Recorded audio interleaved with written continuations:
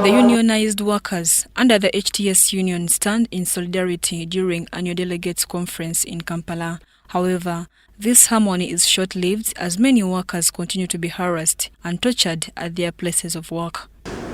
We have had issues. You go to a place, can you imagine someone denying a woman to come to work with a sanitary pad? Really? You can, for us, unless you can deny us anything else, you're not even buying me a sanitary pad, but you're refusing me to come with my sanitary pad. And you're allowing me to go and prepackage your food stuff. How hygienic am I? It's a violation of any of the workers. Of course, apart from pads, there are many other things, including phones. How can you tell a person to stay for 12 hours without a phone? Honorable Wanyakon says there is a great milestone towards achieving a minimum wage for workers in Uganda. You heard about the minimum wage. We thank the Member of Parliament who made a private member's bill. But the most important things now, His Excellency the President has perceived it as something that is very, very important for us. Once we achieve this, when I'm still the Minister of Labour, it will be a take home for me, even if I'm no longer a minister, for the rest of the people of this country. It will be one thing that all of us who are in these unions, who are in the leadership right now, will be proud of, making that as most achievable or achieved item. Following recent reports of harassing workers, the Labour Minister is now finalizing with measures to address the legal regime on many of the offenders whom she says are not cooperative with the Labour officers. Coming with me, we have gone to so many of these industries and many other workplaces. Decent work is still an issue. These people here are taking out people for granted, they're treating them the way they want. So we have tried our best, we have given them a checklist of so many things. And I think by the time the wage bill comes, it will find them when we have already told them what we want.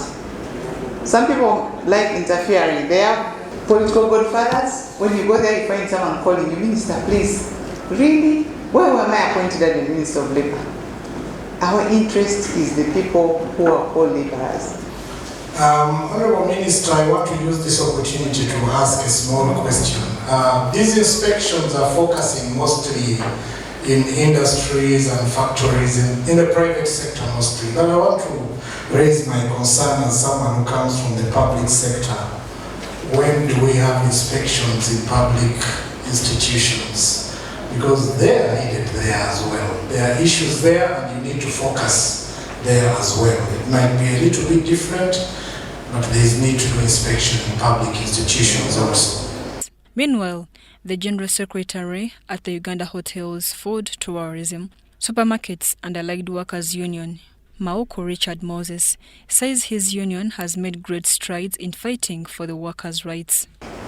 I also want to inform you that we have registered or signed a very big number of collective bargaining agreements.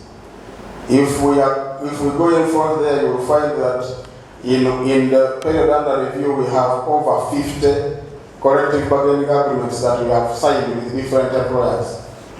And that is, sometimes it sounds miraculous to some unions, because actually an agreement is an uphill task. A cross-section of workers, MPs and unionists addressed the HTS Annual Delegates Conference, and to many, the plight of Ugandan workers was at center stage.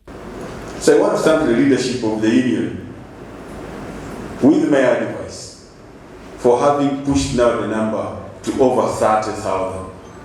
I am certain there are certain changes that were made.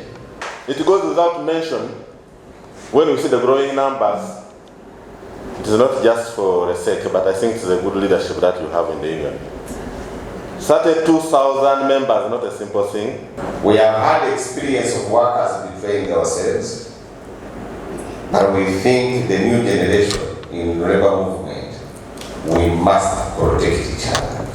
The Labour Minister Esther Anyakwon launched publications by HTS Union, including a Strategic Plan 2025-2030, Union Leaders Guidebook, 3rd edition, Human Resource Manual 2025 edition, and the Occupation Safety and Health Guidelines book.